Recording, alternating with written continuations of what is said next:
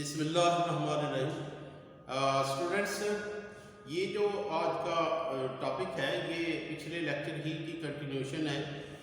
जो levels of biological organisation था वो 3 लेक्चर पर मुश्तमिल था और 2 लेक्चर ऑलरेडी हो चुके हैं। ये तीसरा और आखिरी इसका टॉपिक है और ये वीडियो है।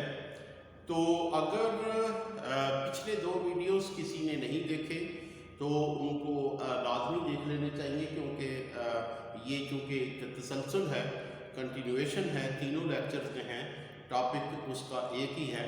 तो अगर आपको थोड़ी भी कन्फ्यूजन हो तो आप प्लीज़ पिछले लेक्चर ज़रूर देख लीजिएगा और उनकी जो डिस्क्रिप्शन है, उनकी जो लिंक है वो डिस्क्रिप्शन में दिए हुए। तो स्टार्ट करते हैं। हमने पिछले लेक्चर्स में पिछले जो लास्ट लेक्चर था उसमें लेवल्स ऑफ बायोलॉजिकल ऑर्गेनाइजेशन का जो टॉपिक डिस्कवर किया था वो था इंडिविजुअल, यानी किसी भी जब बहुत सारे, जैसे मैंने कहा कि जो ऑर्गन सिस्टम एक जगह पर जमा होते हैं और कोऑर्डिनेशन के साथ एक दूसरे के साथ काम करते हैं, तो वो सब मिलकर एक इंडिविजुअल यानी एक लिविंग ऑर्गेनिज्म बनाते हैं, यानी एक इंडिविजुअल बनाते हैं या एक लिविंग ऑर्गेनिज्म बनाते हैं। यहाँ तक हमारी डिस्कशन कंप्लीट हो गई थी। जो नेक्स्ट हमारी जो है यानी लेवल है ऑर्गेनाइजेशन का, ये काफ़ी हायर लेवल है कि यानी एक लिविंग ऑर्गेनिज्म तक तो हमने डिस्कस कर लिया। तो जब बहुत सारे लिविंग ऑर्गेनिज्म एक जगह पर इकट्ठे रह रहे हों तो उनको हम स्पीशीज कहते हैं। तो स्पीशीज जो है that is the next level. और स्पीशीज जो है ये आपने ऑलरेडी चूँकि पढ़ा हुआ है इसकी डेफिनेशन भी, लेकिन मैं लिख देता हूँ कि species a group of similar organisms,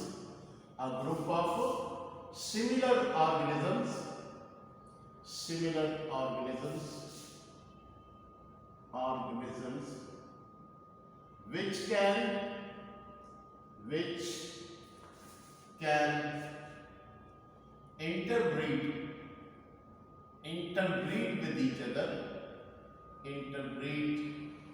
with each other, and produce fertile offsprings.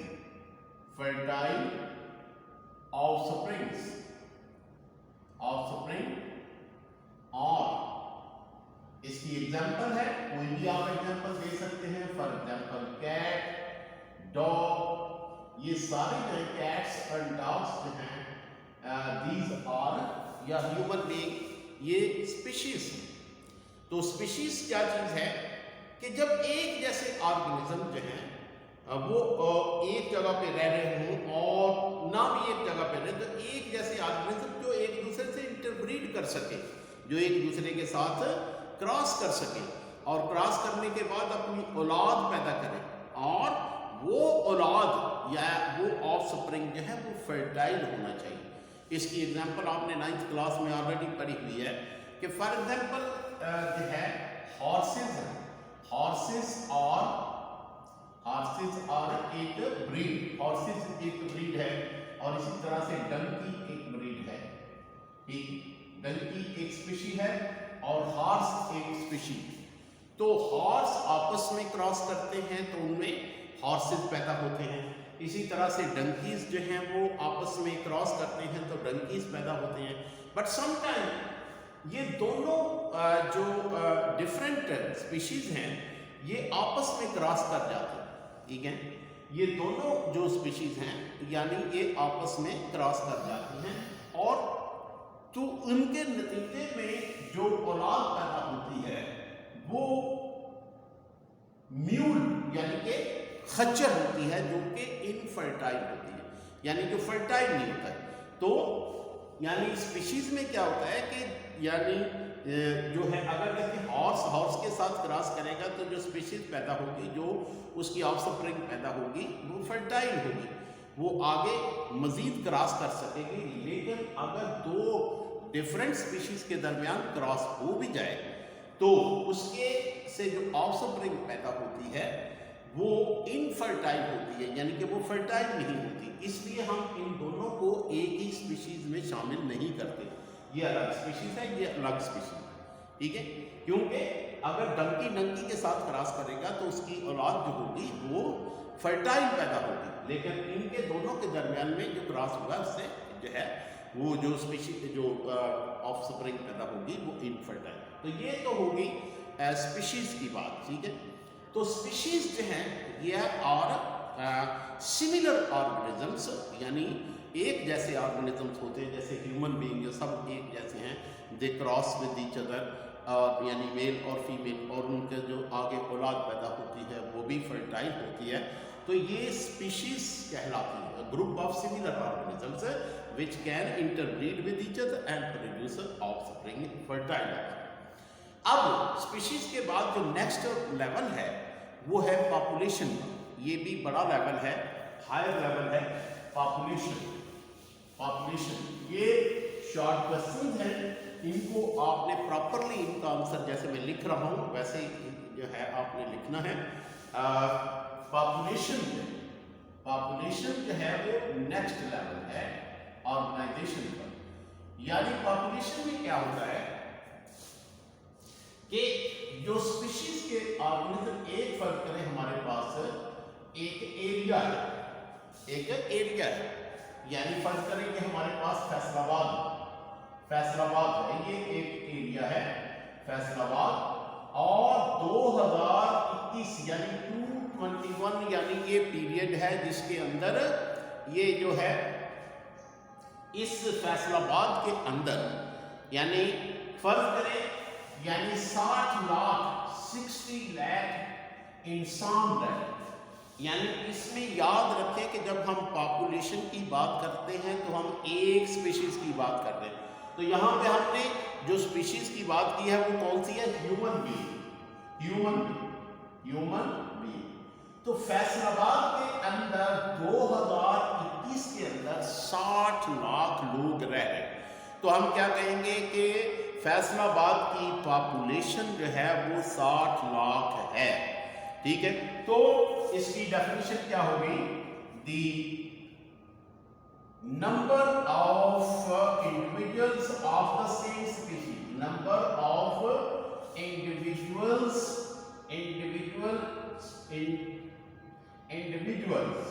Of same, number of individuals of same species, एक ही स्पीशीज की बात, same species living together at the same time at the same area, living together at the same time at the same area, ठीक है, same area. तो ये जो यानी जो है इसके आप एग्जांपल दे सकते हैं, इसकी एग्जांपल जरूरी है। For example number of students in A class, ये बहुत ही सिंपल किस्म की जो आपने ऑलरेडी पढ़ रखी है। Number of students in A class, ये भी पॉपुलेशन ही कहलाएगी। या फर्स्ट करें number of fish in a river, ठीक है। यानी जैसे मैंने पहले कहा कि it is the number of individuals of the same species. यहां पे हमने सेम स्पीशीज की बात की फैसलाबाद में, कौन से? Human being. यानी इसकी number of the living together at the same time कौन सा है? 2021। एट द सेम एरिया कौन सा है? फैसलाबाद। यानी सेम टाइम सेम जो एरिया है इसमें एक स्पीशीज कौन सी है? इंसान की। इसके कितने लोग रहते हैं वो इसकी पॉपुलेशन कहलाएगी,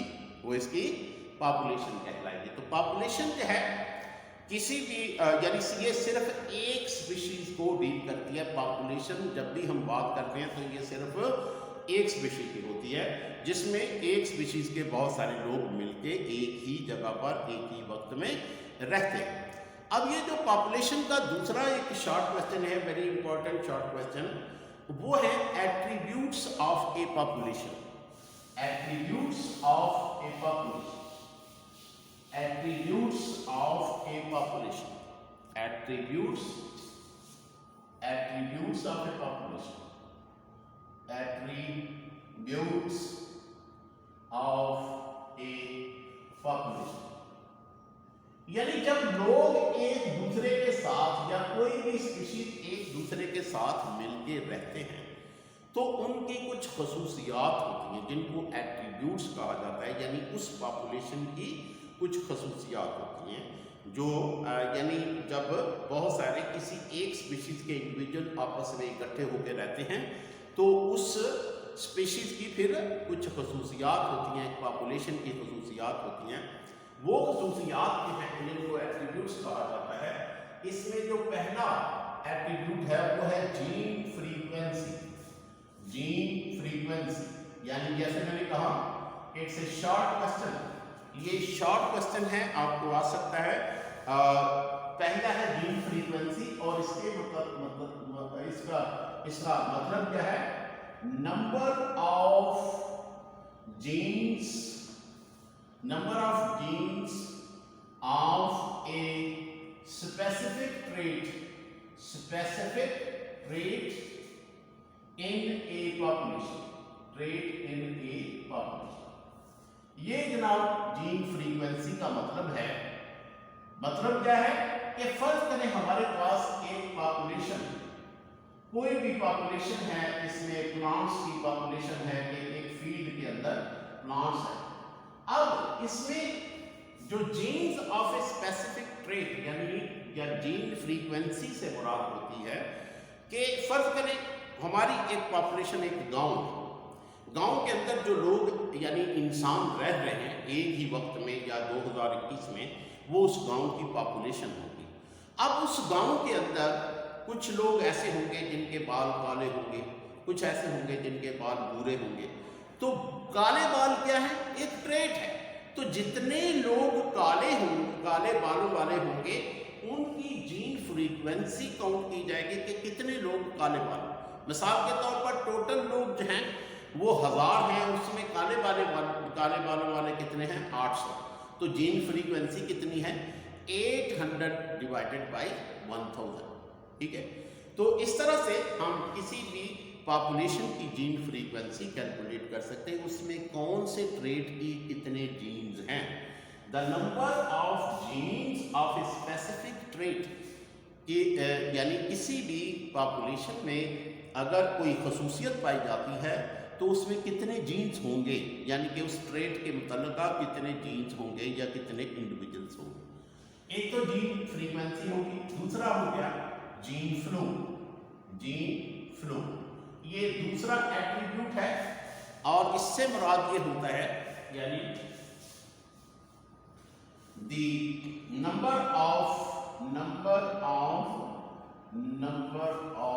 genes, the number of genes which flow from one population to the other, which flow from one population to the other,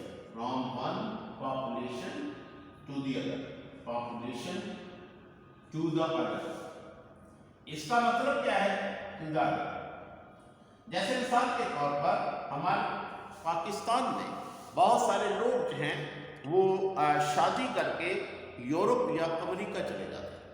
हमारे पाकिस्तान में इंसानों की जो पॉपुलेशन है यानी पाकिस्तान की पॉपुलेशन, इसका बहुत ज़्यादा इसके ऊपर असर पड़ सकता है अगर बहुत सारे लोग यहाँ से मूव करके दूसरी पॉपुलेशन में चले जाएं या वहाँ से माइग्रेट होकर यहाँ पे आ जाए।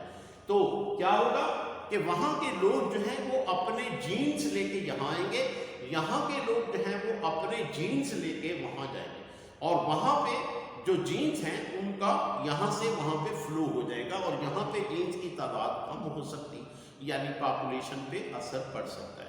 तो जीन फ्लो का मतलब होता है किसी भी पॉपुलेशन से जो जीन का या लोगों का एक जगह से दूसरी जगह मुंतकिल हो जाना यानी जीन का फ्लो हो जाना, जीन की एक जगह से दूसरी जगह मुंतकिल। ठीक है, इसको हम जीन फ्लो कहते हैं। तो उसके बाद जो नेक्स्ट इसका एट्रीब्यूट है नेक्स्ट एट्रीब्यूट्स, नेक्स्ट जो इसका एट्रीब्यूट है वो है age distribution. Age distribution, age distribution. Age distribution का मतलब क्या होता है कि the number of people of different ages in a population, the number of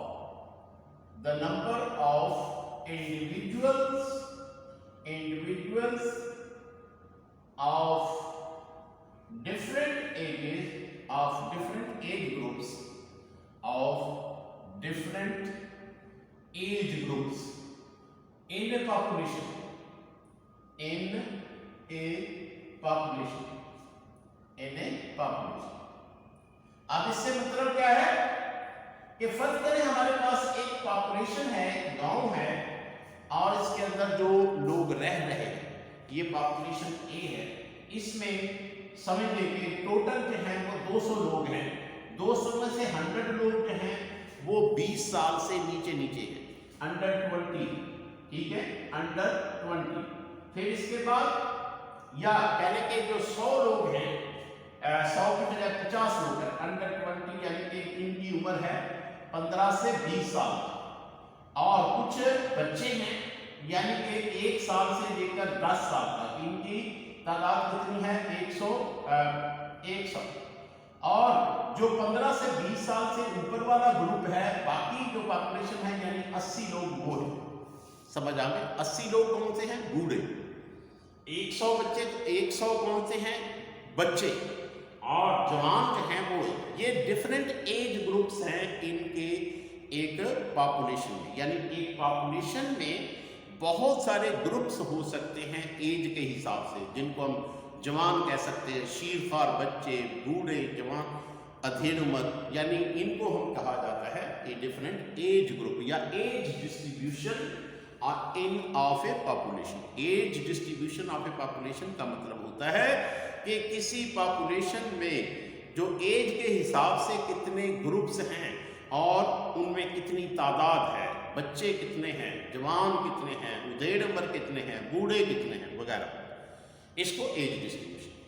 अच्छा, उसके बाद नेक्स्ट जो इसकी जो है एट्रीब्यूट पॉपुलेशन का, वो है पॉपुलेशन डेंसिटी।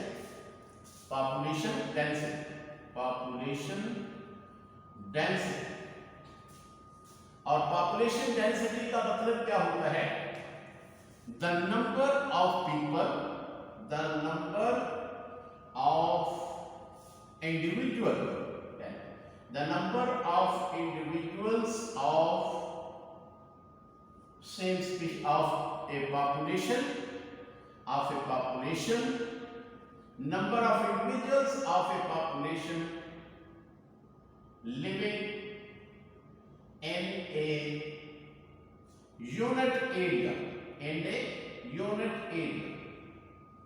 ये इसका मतलब क्या है कि जब फर्क कर हमारे पास ये एक पॉपुलेशन है, यानी ये एक एरिया है जिसके अंदर लोग रह रहे हैं, यानी एक ये एरिया है और एक ये एरिया है। ये एरिया समझिए पंजाब है, ये पंजाब, और ये कौन सा है? Balochistan.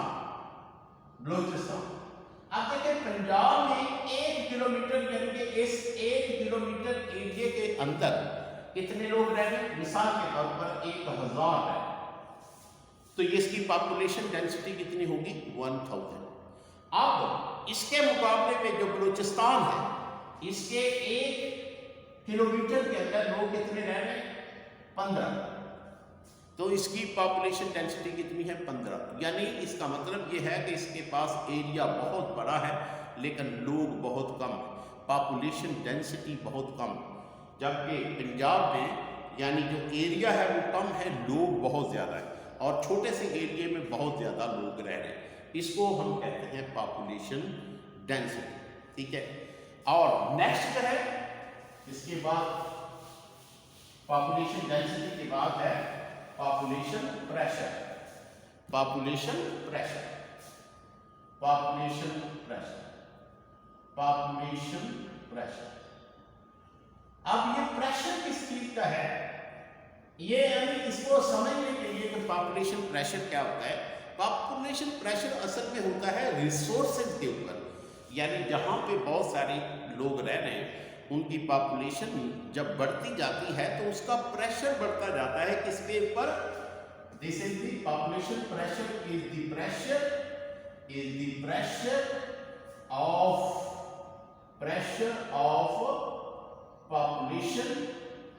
pressure of population on available resources, यानी इसका मतलब क्या है कि हर एक एरिया में ज़ाहिर एक लिमिटेड रिसोर्सेज होते हैं, यानी कि उसमें जो स्कूल हैं या कॉलेज हैं, एक है या दो है। तो जब पॉपुलेशन बढ़ती जाती है तो इन रिसोर्सेज के ऊपर प्रेशर पड़ता है, यानी ऐसे ही जैसे गुब्बारे में हम हवा भरते जाएं तो उस पर प्रेशर पड़ेगा और आखिर में क्या होगा, हवा उसमें से निकलना शुरू हो जाएगी। इसी तरह से जब प्रेशर पड़ता है किसी भी पॉपुलेशन का तो लोग वहाँ से निकलना शुरू हो जाते हैं, वहाँ से जाना शुरू हो जाते हैं, एमिग्रेशन शुरू हो जाती है। तो इसको हम कहते हैं population pressure. Population pressure actually होता किस चीज़ के ऊपर, वहाँ पे जो रिसोर्सेज उनके ऊपर जो प्रेशर पड़ता है उसको पॉपुलेशन प्रेशर। तो ये थे एट्रीब्यूट्स, वेरी इंपॉर्टेंट, यानी ये शॉर्ट क्वेश्चन आपको आ सकता है, attributes of population. Now next जो है जो अगला शॉर्ट क्वेश्चन है वो है कम्युनिटी, या अगला लेवल कह लें, लेवल ऑफ ऑर्गेनाइजेशन, वो है कम्युनिटी। कि community very important short question. Community क्या है, देखिए अभी हमने पॉपुलेशन की जब बात की है तो हमने कहा कि the number of individuals of the same species, population एक ही स्पीशीज की काउंट होती है। यानी जब मैंने फैसलाबाद की पॉपुलेशन तो हमने इंसानों की पॉपुलेशन कहा। अब फैसलाबाद में सिर्फ इंसान तो नहीं रहते, साथ बहुत सारे जानवर भी हैं, डॉग्स हैं, कैट्स हैं, बफलोज हैं। तो कितनी सारी स्पीशीज यहाँ पे रह रही है, कितनी सारी पॉपुलेशन है जो है। जब इन सारी पॉपुलेशन की बात करें तो वो कम्युनिटी। तो यानी इसकी डेफिनेशन क्या होती है कि यानी डिफरेंट या नंबर ऑफ इंडिविजुअल्स क्या है, number of individuals of different species। यहां पे क्या है, different species, number of individuals of different species living together at the same time at the same area, living together at the same time at the same time and same area। अब इसमें फर्क क्या आया है population में और community में, कि पॉपुलेशन में सिर्फ एक ही स्पीशीज की बात करते हैं जबकि कम्युनिटी में डिफरेंट स्पीशीज की बात करते हैं। जैसे मिसाल के तौर पर हम इसकी एग्जांपल दे सकते हैं, जंगल क्या है, एक कम्युनिटी। वुडन लॉग ये भी एक कम्युनिटी है। इसकी मैं आपको बात बताता हूँ कि वुडन लॉग क्या होता है, वैसे तो आपने इसको मैट्रिक में पढ़ा भी होगा। तो जंगल जो है इसमें देखिए कितनी स्पीशीज हैं, इसमें जो उसमें जो है लायंस रहते हैं, कैट्स रहते हैं, बैक्टीरिया है, प्लांट्स हैं, कितनी सारी पॉपुलेशन एक जगह पर रह रही है। और इसीलिए ये जो कम्युनिटी है यानी जंगल जो है वो एक कम्युनिटी कहलाती है, क्योंकि इसमें डिफरेंट पॉपुलेशन, ये डिफरेंट पॉपुलेशन का एक मिक्सचर है। और पॉपुलेशन के बारे में जो है कम्युनिटी के बारे में एक और बात है कि कम्युनिटी डायनामिक होती है। और डायनामिक का मतलब होता है कि इसमें चेंजेस आती रहती हैं, यानी चूंकि ये बहुत सारी पॉपुलेशन का मजमूआ है तो इसमें से अगर फर्क करें रिसोर्सेज कम हो गए, एक जगह पे बहुत सारे जो रैबिट्स हैं वो मौजूद हैं, लेकिन वहाँ पे घास खत्म हो गई, बारिश नहीं हुई, जो घास थी वो सूख गई। अब क्या होगा कि रैबिट वहाँ से निकल जाएगी और रैबिट की पॉपुलेशन खत्म हो जाएगी, उसकी बजाय कोई और पॉपुलेशन आ जाएगी। यानी कम्युनिटी के अंदर पॉपुलेशन आती जाती रहती है, इसके लिए इसको डायनेमिक कहा जाता है। ठीक है। अच्छा, उसके बाद ये जो कम्युनिटी है वो सिंपल भी हो सकती है और कॉम्प्लेक्स भी। कॉम्प्लेक्स की तो मैंने आपको अभी मिसाल दी है, जंगल जो है वो एक कॉम्प्लेक्स है। लेकिन कुछ कम्युनिटीज जो हैं वो बहुत ही सिंपल होती है। जैसे वुडन लॉग। वुडन लॉग का मतलब ये है कि कोई दरख्त का तना जो है वो गिर गया, दरख्त जो है वो गिर गया। वुडन लॉग का मतलब है ये दरख्त है, फर्ज करें तो ये दरख्त जमीन पर गिरा हुआ, तो इसके नीचे जब ये दरख्त गिरा होगा तो इसके नीचे कुछ जो हैं स्पीशीज या पॉपुलेशन, जैसे कि चींटियां हैं, छोटे छोटे कीड़े इसके नीचे आ गए, ठीक है, छोटे छोटे प्लांट्स यहाँ पे उगना शुरू हो गए, छोटे छोटे फंगस, तो ये एक कम्युनिटी बनी, यानी जिसमें डिफरेंट पॉपुलेशन। लेकिन ये जो सिंपल कम्युनिटी होती है इसको हम सिंपल, जिसमें 2-4 स्पीशीज से 2-4 पॉपुलेशन से ज़्यादा ना हो। अब इसमें एक चीज़ याद रखिएगा कि जो सिंपल कम्युनिटी होती है उसमें अगर थोड़ी सी भी चेंज आ जाए तो उसका बहुत डिजास्टरस इफेक्ट होता है। जैसे मिसाल के तौर पर ये जो दरख्त गिरा है इसको हम उठा देते हैं थोड़ा ऊपर, तो इसके ऊपर डिजास्टर, क्योंकि इसके नीचे जो स्पीशीज हैं उनको यानी शेल्टर नहीं मिलेगा और वो आहिस्ता आहिस्ता ख़त्म हो जाएगी। तो ये थी कम्युनिटी। और कम्युनिटी के अंदर हर एक ऑर्गेनिज्म जो है उसका जो न्यूट्रिशन हासिल करने का एक अलग तरीका होता है। तो कम्युनिटी के अंदर जो न्यूट्रिशन जानवर हासिल करते हैं वो मुख्तलिफ तरीक़ों से हासिल करते हैं। उनसे कुछ तरीके जो हैं उनमें से वो हम अभी डिस्कस करेंगे और वो शॉर्ट क्वेश्चन में आपको पूछे जा सकते हैं। जैसे मिसाल के तौर पर जो पहला यानी तरीका है न्यूट्रिशन हासिल करने का, खुराक हासिल करने का एक कम्युनिटी के अंदर, वो है नंबर 1 प्रीडेशन। प्रीडेशन में क्या होता है? Predation it is the way of nutrition, या यानी कि यहां पे मैं सिर्फ सिंपल लिख देता हूं कि इट इज द व्हेन, इस तरह से करें, when one animal kills and eats the other animal, it is called predation। यानी इसमें आप एग्जांपल दे सकते हैं लायन की, जो कि प्रीडेटर है, शिकारी, प्रीडेटर, और इसका शिकार कौन सा है? डियर, हिरन, ये इसका शिकार है, प्रे। यानी ये जो रिलेशनशिप है predation, it is the relationship between predator and prey. इसमें क्या होता है कि when one animal kills and eats the other, एक आप जानवर जो है वो दूसरे को मार के खा जाता है, इसको प्रीडेशन कहते हैं। इसमें जो मार के खाता है उसको हम प्रीडेटर कहते हैं। जैसे कि लायन है ये प्रीडेटर है और डियर जो है वो प्रे। इसी तरह से जो नेक्स्ट तरीका है या जो नेक्स्ट है वो है पैरासिटिज्म। पैरासिटिज्म, ठीक है। पैरासिटिज्म में क्या है कि आपने पढ़ लिया कि ए पैरासाइट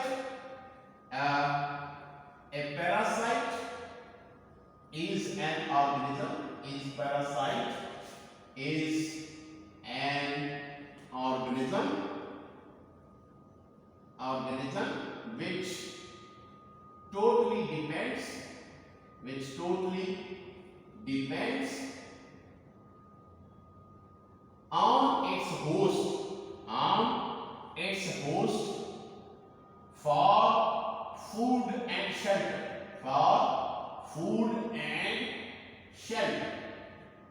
ठीक है, फूड एंड शेल्टर। यानी पैरासिटिज्म में क्या होता है कि जो पैरासाइट होता है ऑर्गेनिज्म, ये अपना फूड अपने होस्ट से हासिल करता है और वहीं पे रहता है, फूड और शेल्टर दोनों से हासिल करता है, ठीक है। इसको हम पैरासिटिज्म कहते हैं, ठीक है। इस मोड ऑफ न्यूट्रिशन को हम क्या कहते हैं? पैरासिटिज्म। पैरासिटिज्म के बाद जो नेक्स्ट है वो है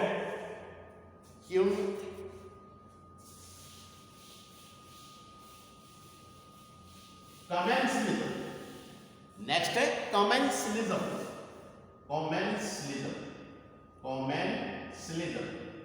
कमेंसलिज्म में क्या होता है कि it is the relationship between two organism, it is the relationship between two organisms, relationship between two organisms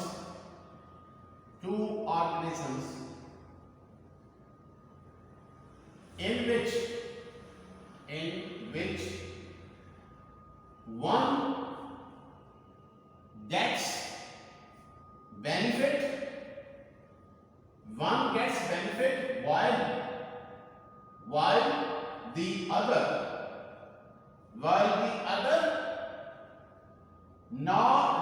neither gets benefit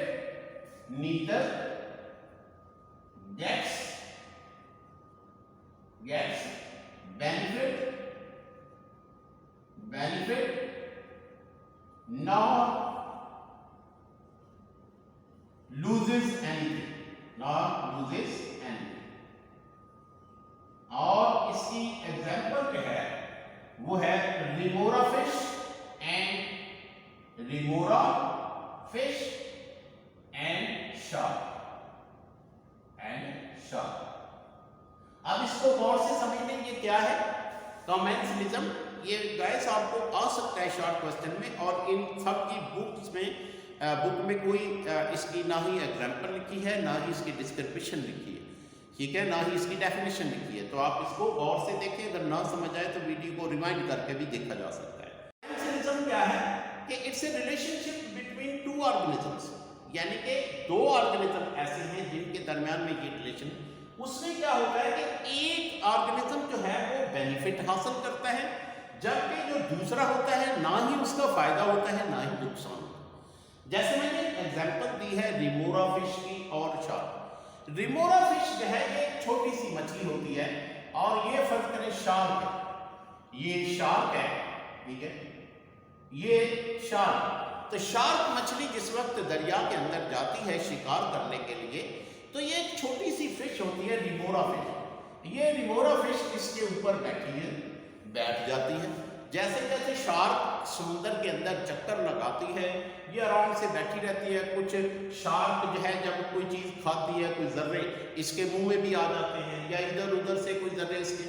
अब ये देखिए इन दोनों के दरमियान में जो रिलेशनशिप है ये कमेंसलिज्म, कि ये जो रिमोरा फिश है इसका शार्क को ना ही कोई फायदा है ना ही नुकसान, लेकिन इसमें फायदा कौन उठा रहा है, रिमोरा फायदा उठा रही है, शार्क को ना ही कोई फायदा है ना ही कोई नुकसान। इसको हम कमेंसलिज्म कहते हैं, ठीक है। अब उसके बाद जो नेक्स्ट है वो है म्यूचुअलिज्म।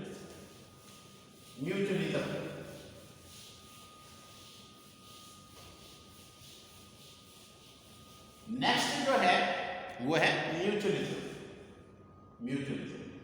और जैसे कि नाम से बाहर है कि it is the type of it is the relationship between two organisms,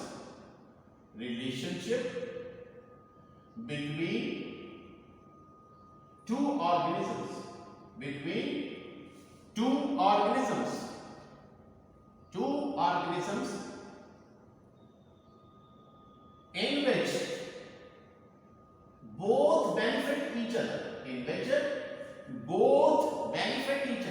both benefit each other, benefit each other। अब देखें ये ऐसा रिलेशनशिप है जिसमें दो ऑर्गेनिज्म इकट्ठे रहते हैं और दोनों एक दूसरे को फायदा पहुंचाते हैं। और इसमें हम एग्जांपल दे सकते हैं रूट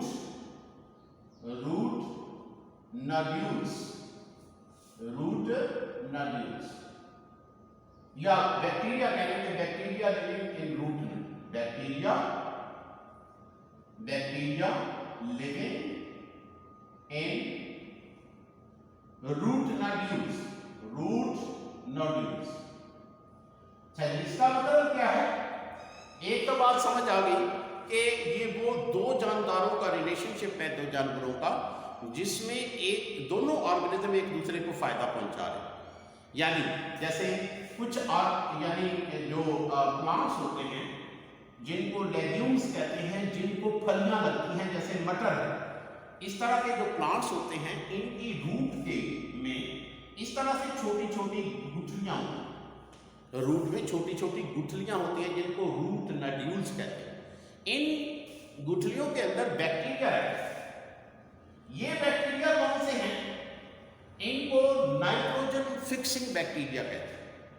नाइट्रोजन फिक्सिंग बैक्टीरिया यानी फिजा के अंदर जो नाइट्रोजन है N2, इसको ये कन्वर्ट करते हैं नाइट्रेट्स में, क्योंकि N2 जो नाइट्रोजन है ये प्लांट्स के किसी काम की नहीं, कोई फायदा नहीं।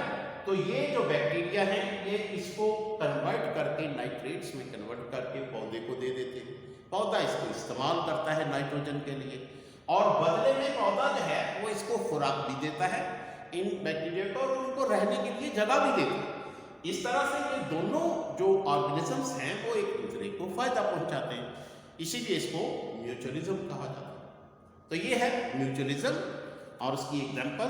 और उसके बाद लास्ट वन जो है, जो रिलेशनशिप है वो है कंपटीशन। कंपटीशन अब कंपटीशन में क्या होता है कि this is the competition. Competition में क्या होता है कि this is the relationship between two organism. This is the relationship of two organism या between two relationship between two organisms, between two organisms in which both organisms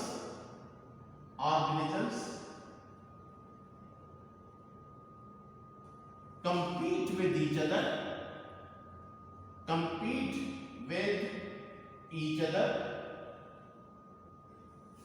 other for food and shelter,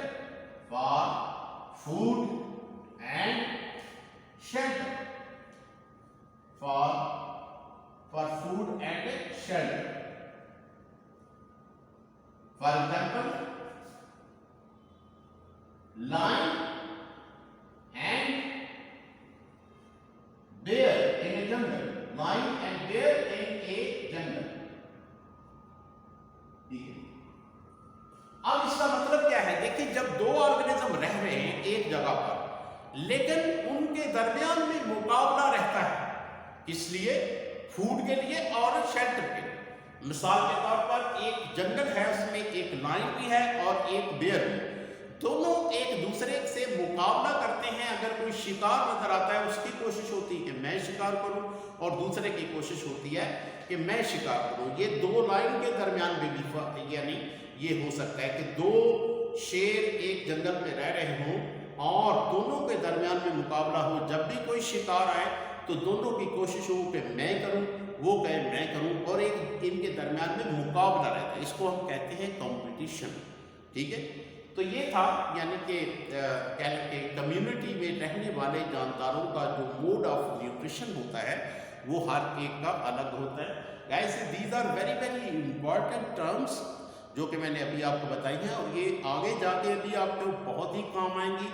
अगले chapters में इनका जिक्र है, second year में भी इसका जिक्र है, ये आपको बहुत काम आएंगी। और आप इसको इसी तरह से याद कीजिएगा। इसकी जो डेफिनेशंस हैं वो बुक में नहीं है, आप इसलिए इसको अच्छे तरीके से इनकी डेफिनेशन याद करें, और ये कि अगर ना समझ आए तो इसको दोबारा से आप रिमाइंड करके भी देख सकते हैं। ठीक है, तो ये था आपका यानी लेवल ऑफ ऑर्गेनाइजेशन का तीसरा और आखिरी लेक्चर, बल्कि फोर्थ कह लें, ये आखिरी लेक्चर था। उसके बाद हम नेक्स्ट टॉपिक स्टार्ट करेंगे, लिविंग वर्ल्ड इन स्पेस। ये इंशाल्लाह नेक्स्ट होगा लेक्चर। तो जैसे मैं कह रहा हूँ कि आप लोगों ने चूँकि अभी नया जो है फर्स्ट ईयर स्टार्ट किया है, तो आप लोगों के बहुत सारे दोस्त जो हैं वो दूसरे कॉलेजेस में हैं, उनके साथ ये वीडियोस लाजमी शेयर करें, चैनल को सब्सक्राइब जरूर करें, ताकि आपकी जो सर्च वाला मामला है वो ख़त्म हो जाए और वीडियो जैसे ही बने आपको फ़ौरन तो जैसे ही आप वीडियो देखें सबसे पहले उसको सब्सक्राइब करें, रेड कलर में सब्सक्राइब का बटन जो है वो ज़रूर, और साथ बेल आइकन का जो बटन है वो भी साथ दबाएं ताकि आपको सर्च से जान छूटे। ठीक है, थैंक यू वेरी मच।